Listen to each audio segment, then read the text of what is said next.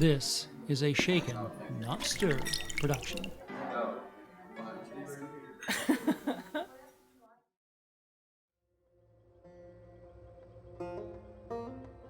While the history of some southern towns are written in tales of heroism and compassion, others are carved out in blood. So much blood that it seeps into the earth beneath these towns, poisoning everything above it, tainting the land, the animals, the people, fouling the water, and eventually the very air itself, until all that is left is a twisted mockery of life. These are tales of Southern horror.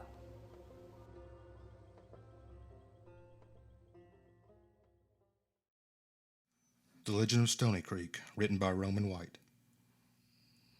The woods can be a scary place, what with all the movies these days about hockey mask killers and such. But when I was a kid, I knew there were worse things hiding in them. Growing up in the mountains of Tennessee, I was a wild kid that wasn't afraid of anything during the day. But after dark, that was a different story. Looking back, the stretch of forest that separated my house from the neighbors really wasn't all that great. But at night, it seemed to be 100 miles away when an 8-year-old kid had to cross it. And unlike the movies, I knew what was in those woods, and I knew it was real. Everybody in those parts knew the legend of Stony Creek, just like everybody believed in the monster, whether they wanted to admit it or not. I still shudder when I think back to that inhuman howling that would come drifting out of those mountains at night as I lay in bed. The sounds brought out in my mind visions of hairy, yellow-eyed horrors which made my skin crawl with terror. The history of the beast that supposedly stalked the area was as old as the land itself, the story being told to me by my grandmother. My father used to laugh and pretend like he didn't believe the stories, but I knew better. Dad was a local boy, too steeped in local superstitions not to believe in the Shaggy Man. During the day, I would cross those woods, which looked harmless in the sunlight, to visit my friend Jimmy, then run back home feeling the monster's hot breath on the back of my neck all the way to the doorstep. Come daytime, I would lose my fear and make the trek all over again. Jimmy lived in the heart of the forest at an old house with his mother and older sister. His father had run off when Jimmy was only 5 and they didn't have much money. I guess I felt sorry for him, but despite it all, he always seemed to be happy.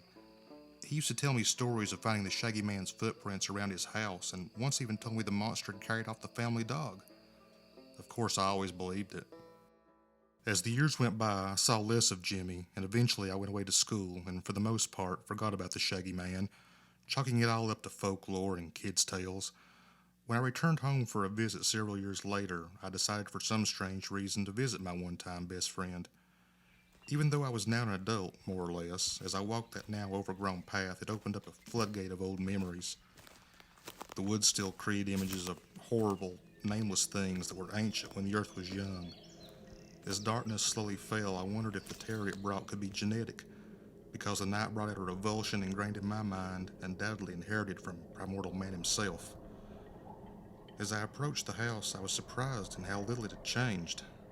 Things hadn't gone very well for Jimmy through the years. His mother had remarried, and both she and his sister had moved away. Jimmy had remained, living his solitary life in that now crumbling, decaying old house. Most of the yard was completely overgrown, creating the illusion that the ancient structure was now uninhabited. As I knocked on the door, I was half expecting no one to answer. When it did open, I don't know who was more surprised, my old friend or me. Jimmy looked like a young kid who had aged to an old man overnight. The lines on his face gave him an elderly appearance, and yet his eyes reflected a childlike quality. We sat down in his sparsely furnished den, and after an hour or so of idle small talk, the conversation turned to the Shaggy Man. "They was here," he said in a somber voice. "More than one of them. They really got bad right after the family left. One day I caught one in the garden and I shot at him. I must have wounded him, because after that they got mean. They started wrecking the yard and the garden, breaking windows out of the house." As Jimmy went on, I wondered if he was only joking, but the intensity in his eyes told me the answer. Then one night, what must have been an army of them attacked the house, howling, screaming, throwing rocks on the roof. They were trying to drive me out, but I was too smart for them. I stayed inside. When dawn came, the devil started to leave, but not before I got off a couple of shots with my rifle. When I went outside, I saw it. I wounded one of them, and the others had left it behind. My disbelief was growing, and I made it very vocal to Jimmy. The story was just too fantastic to put faith in. Jimmy smiled and motioned for me to follow him. As we went outside and walked around to the back of the house, I was totally unprepared for what I would see. Sitting on the ground was the beast of my childhood fears, a chain around its neck securing it to a wooden post. After the shock wore off, further observation revealed it was female. I couldn't believe it. This had to be the scientific find of the century. We have to contact people, I told him. Newspapers, researchers, somebody. People have got to know. Oh, we couldn't do that, Jimmy answered. Nobody can know.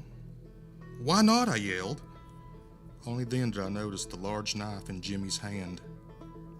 My wife, he said, grinning. She's eating for two.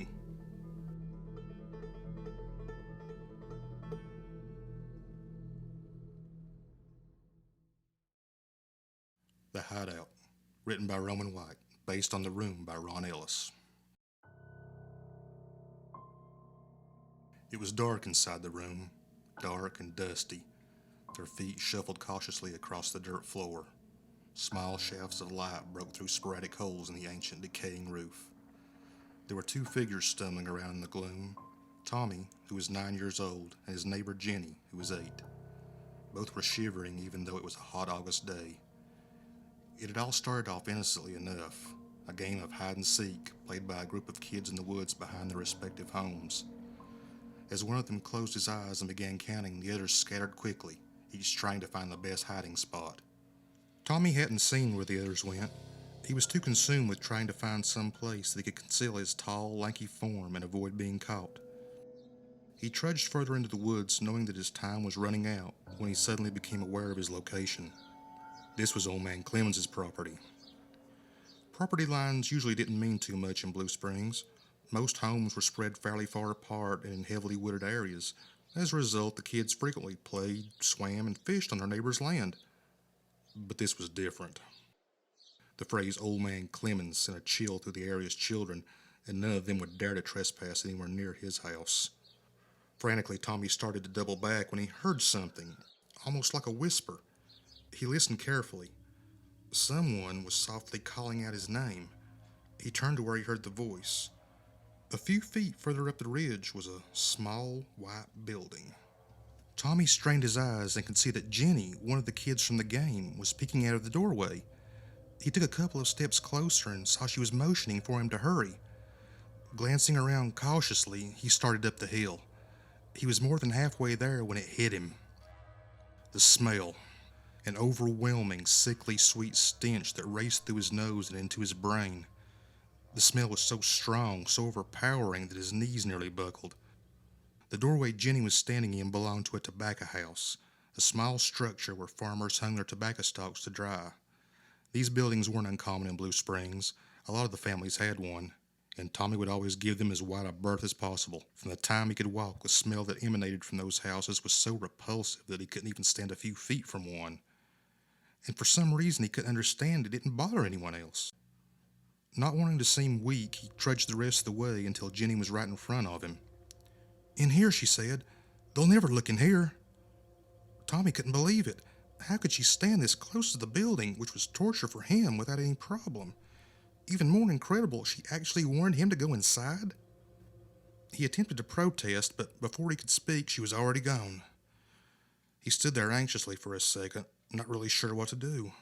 He didn't want to go back the way he came, and he certainly didn't want to keep going forward toward the Clemens home. Tommy clenched his teeth, tried to stop breathing through his nose, and plunged inside.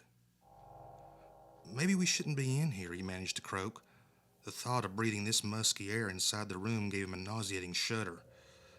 It'll be okay, Jenny replied as she continued exploring the room. The idea of Old Man Clemens catching them in here was something he couldn't bear to think about. There were rumors, stories that the boy had heard ever since he could remember about the man. He lived all alone, like a hermit, in that dilapidated house. Never any visitors, never speaking more than he had to on those rare occasions when he ventured into town. Strangest of all was that he seemed to have always been old. No one in the area could remember him ever being young.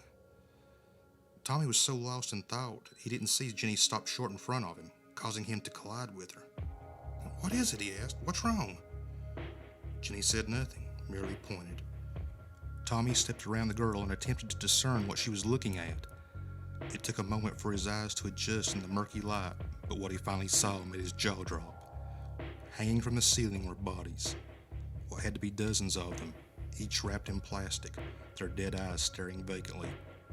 As near as he could distinguish, the grisly forms were all young people, some his age, some slightly older, each with a gaping wound in their chest. Jenny clutched Tommy's arm in terror, digging her nails into his flesh. "We have to get out of here," she cried. Tommy merely shook his head. They weren't going anywhere. They weren't leaving this place. It was too late. Slowly, deliberately, he pointed to the right of them. Jenny's gaze followed, and then she saw it as well. She recognized the faces of the two bodies nearest to them. It was hers and Tommy's. They weren't leaving this room because they were already dead.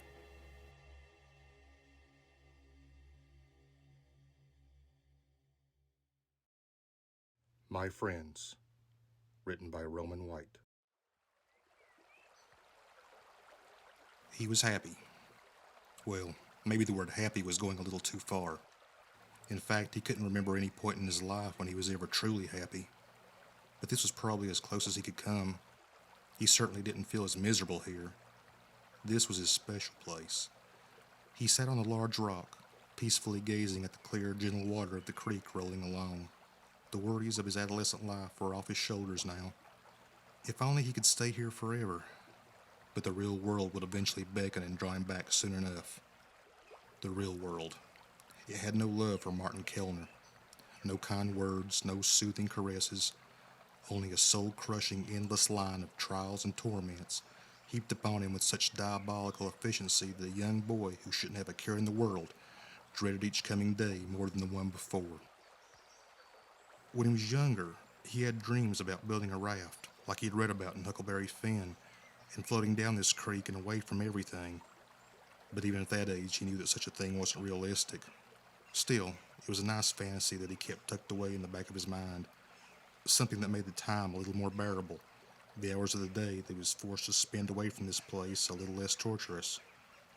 The sight and sound of the cascading water flowing by had an almost hypnotic effect on the boy, and he could feel his mind drifting further and further away. The idyllic trance he had tumbled into was abruptly shattered like a hammer thrown through a plate glass window. It was his own name someone had shouted in a shrill, mocking tone. But who, he wondered, who could be calling for him out here? Imagine waking up to discover your worst nightmare is real. Then you might have some idea of what Martin Kellner felt when he saw four figures in the distance walking towards him. The real world had invaded his sanctuary.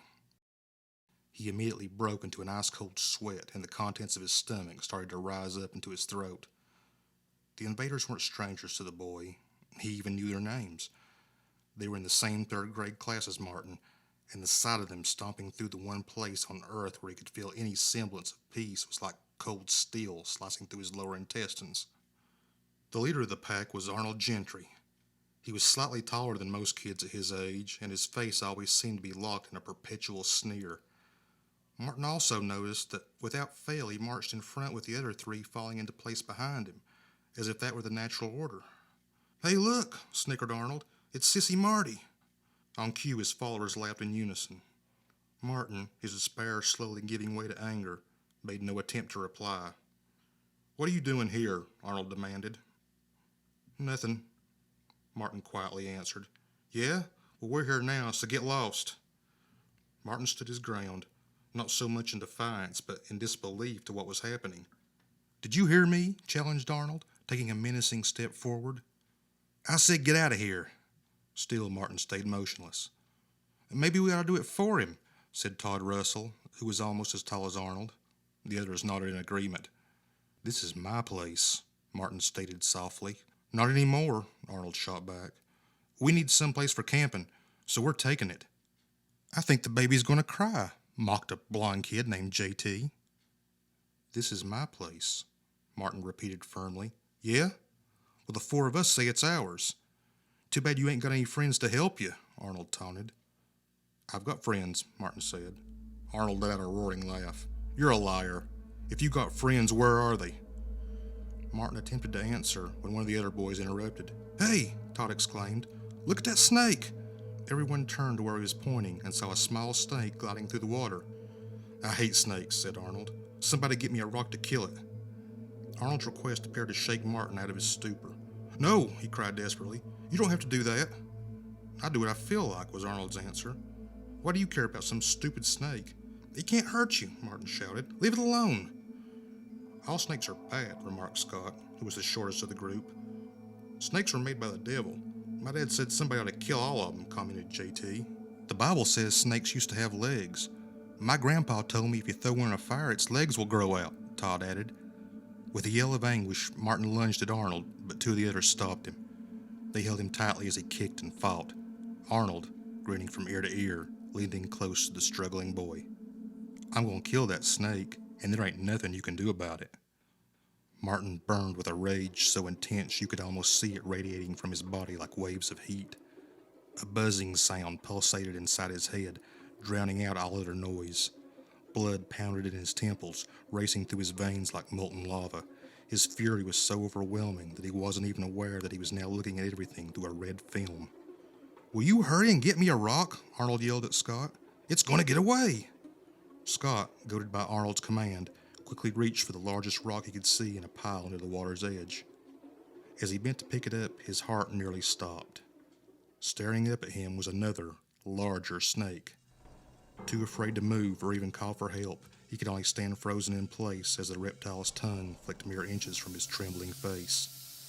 He was trying to force himself to react in some way when in a blur of movement he felt something striking him just below his left eye. Screaming in both pain and terror, Scott fell to the ground, clutching at his face. The others turned in response to the commotion, not sure what they were seeing. They released Martin and were approaching their friend, who appeared to be writhing around in agony, when suddenly it happened. Snakes. Hundreds of them. From all sides came a wiggling, squirming, living mass of scaly death. So many overlapping it was impossible to tell where one of the little monsters ended and another began. Even more disturbing was that there was an organization to their bone-chilling approach, a conformity that indicated they were being guided forward. It was an army, a regiment of cold-blooded soldiers from the depths of hell. Scott, lying in their advance, was covered under a wave of the creatures, at one point only his outstretched hand being visible. Todd, in a near state of blind panic, attempted to get away by wading across the shallow creek to the safety of the other side. He was knee-deep in the stream when the snakes effortlessly caught up to him. He thrashed around pitifully, working the water into a froth as he begged for someone to help him, constantly slipping on the slime-covered stones beneath his feet.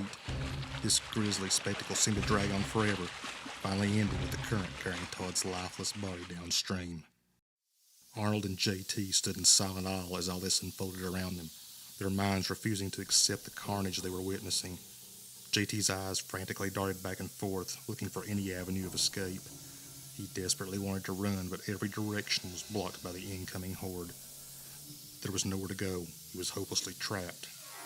This bleak realization was too much for his already strained to the limit nerves. He dropped to the earth, curling up into the fetal position and making pathetic gurgling sounds.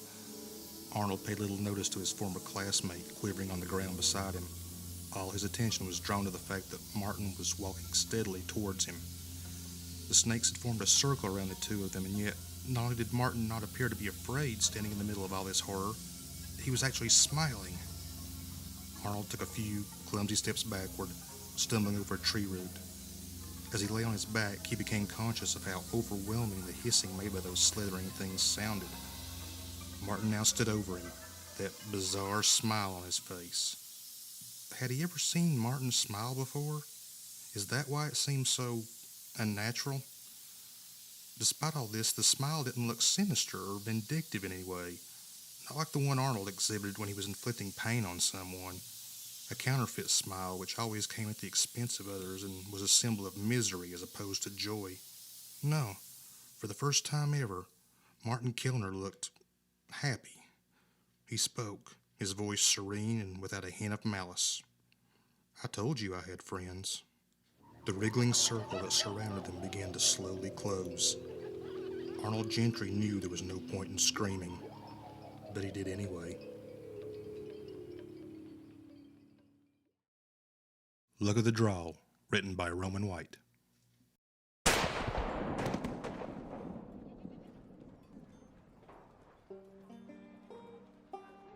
He was dead before his face hit the dirt. The bullet which killed him had struck him square in the chest, spinning him around. His mouth still gaped open, his eyes wide, as in disbelief. The kid standing across from the now deceased cowboy grinned broadly. The kid, he couldn't have been more than 19, twirled his six-gun before putting it back in his worn holster. He had read about gunslingers doing that in the dime novels, and he felt he should do it too. Hell, he was just as good as any of them, probably better. Yes, sir, he thought. The man lying in the middle of the street was supposed to be fast. The fastest gun in town, they all said. But where was he now? Gunned down like a dog in the street, his pistol barely clearing his holster before he took the bullet. And I'm the one still standing. Just like always.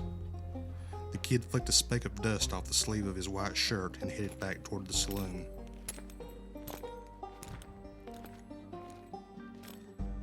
He really didn't care much for whiskey, but you had to keep up an appearance. Besides, he wanted to celebrate. He'd taken on the best the territories had to offer and walked away the winner. No one could outdraw him, and he took pride in that. He was a true, dyed-in-the-wool gunfighter, not just some lousy dirt farmer like his old man.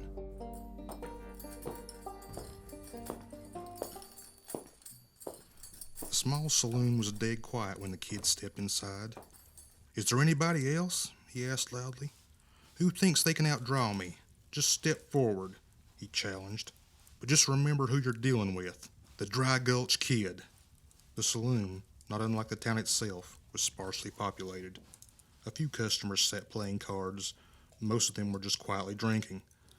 The lot hadn't even looked up when the kid entered triumphantly. When no one answered his challenge, he turned to the bartender. "How about a drink for the fastest gun alive?" he asked with a wide smirk on his face. "I seen faster," a voice from the back of the room said faintly. The kid whirled around, his hand hovering over his gun holster. "Who said that?" he demanded loudly. His eyes scanned the room. "Who said it?" he repeated through clenched teeth. "I did." The kid's gaze shot toward a man sitting by himself at a table in the corner. He was 65 or more if he was a day, and he sported a large gray beard. The hat perched on his head and clothes on his back looked older than he was. A half-drunk bottle of whiskey and a single shot glass sat on the table in front of him.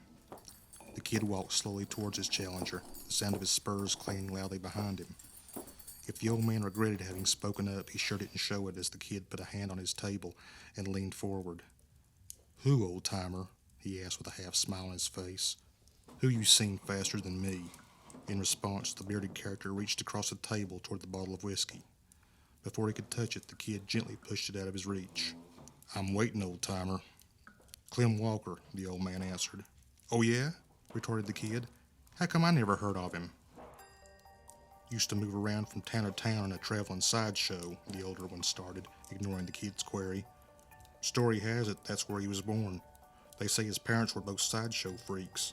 After they died, he kept traveling along with the show as a sharpshooter. I seen him once, further out west. I went to one of his shows, and let me tell you, he was fast as lightning. On top of that, he never missed. It wasn't natural. He was holstering his gun before the bottles even broke." The kid smiled contemptuously. "You expect me to believe that?"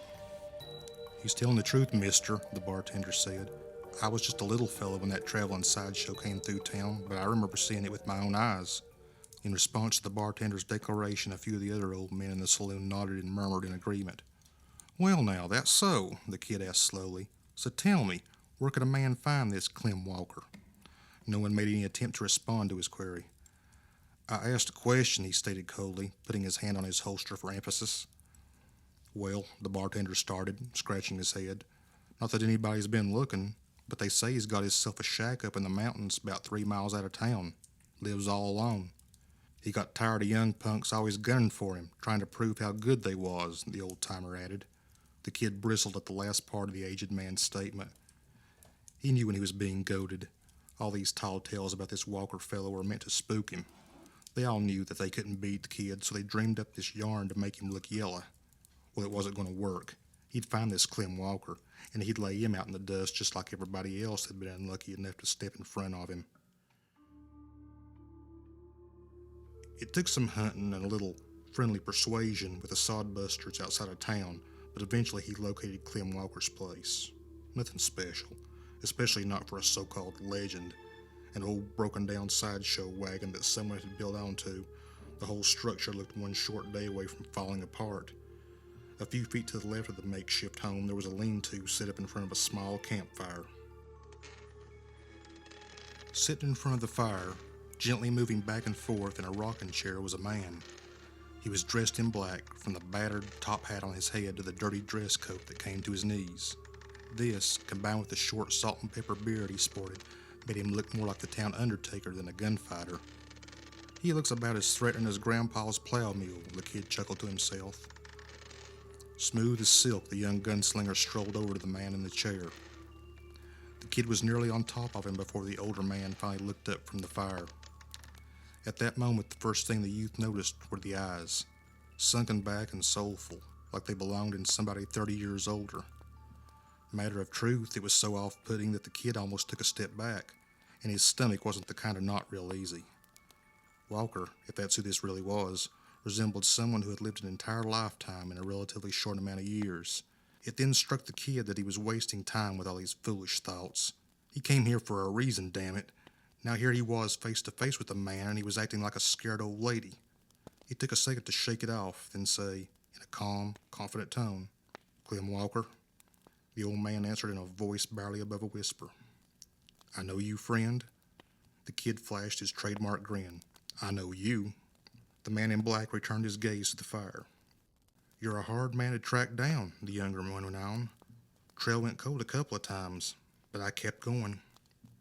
"Why would you want to do that?" the man in the chair asked casually.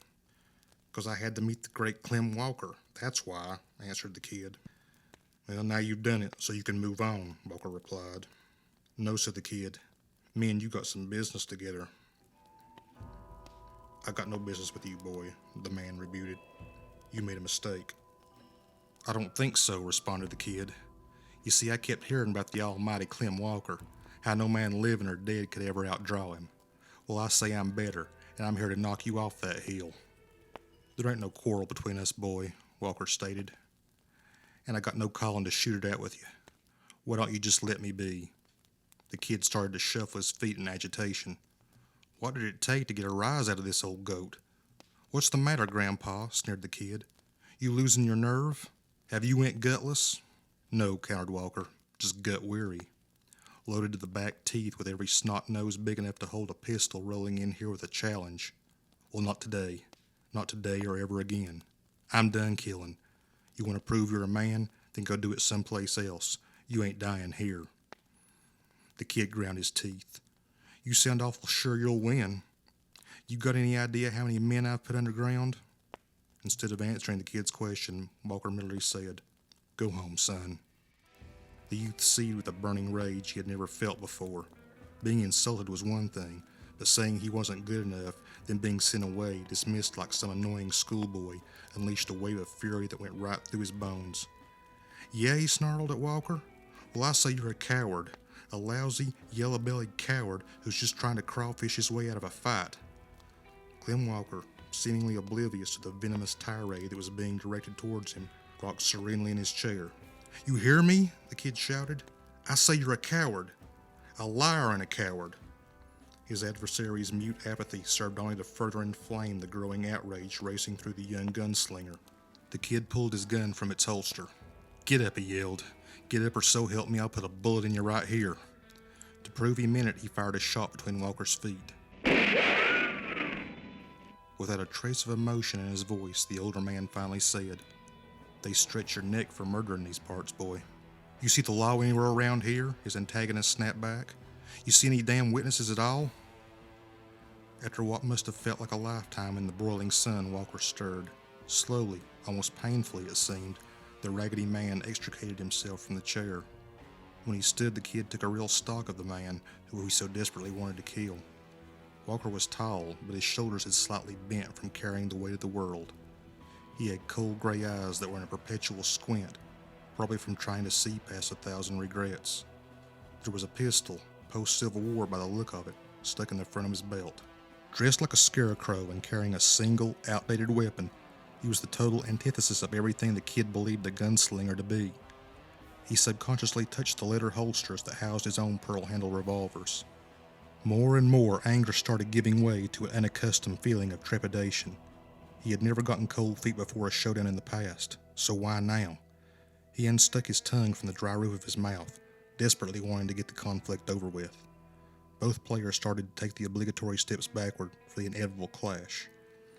Neither were new to this type of game, so no rules had to be discussed. Two veterans of a barbaric ritual which stretched back to the Dark Ages. The kid scanned the other man, trying to spot some sign that might hand him the edge. His numerous gunfights had given him a keen eye for that sort of thing. He usually knew when an opponent was going to draw even before they did, but not this time. There was no sweaty twitch, no jittery fingers. It was like staring down a statue. For some reason, the youth had a disturbing thought that instead of blood, the old man's veins contained the same dust that made up the landscape. Not that any of this made a difference. There was no turning back at this point. He had to see it through. In a flash, the kid drew his gun, smooth and flawless. That's when he heard the sound. The sound of a gunshot, accompanied by what felt like being punched in the chest. What the hell had just happened? He looked down to see a small red stain, slowly but steadily growing on his chest, just over the left pocket. He wasn't feeling any pain, more like a burning, hollow throbbing. That's when the realization hit him. He was dying. No, not dying. Dead. He was already dead. His body just hadn't accepted it yet. "You shot me," the kid, his voice high and cracking with terror. You shot me in the heart." He made a few desperate steps forward and to the side, almost as if he was trying to run and didn't know where. All the while, his eyes darting back and forth in mad panic, his mouth arduously trying to form words that appeared to be unknown to him. Finally, he collapsed to the earth, still clawing at the air around him. There was the sound of the last breath leaving the body, and it was over. If the Dry Gulch Kid had only lived a few seconds longer, he would have seen something that would have made him doubt his eyesight, or very possibly his sanity. As Walker tucked his gun back into his belt and lowered his arms, the kid would have seen another arm, a smaller one holding an even smaller pistol, returning to its hiding place in the folds of his assassin's jacket and coat. Clem Walker, the son of two sideshow freaks, returned to his chair.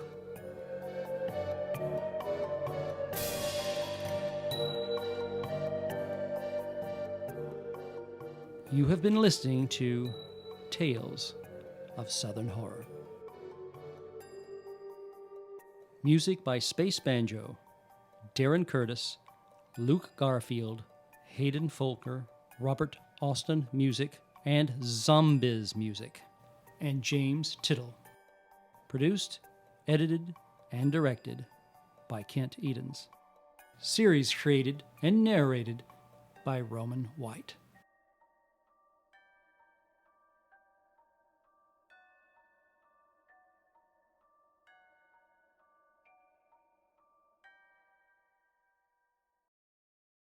A Shaken, Not Stirred production.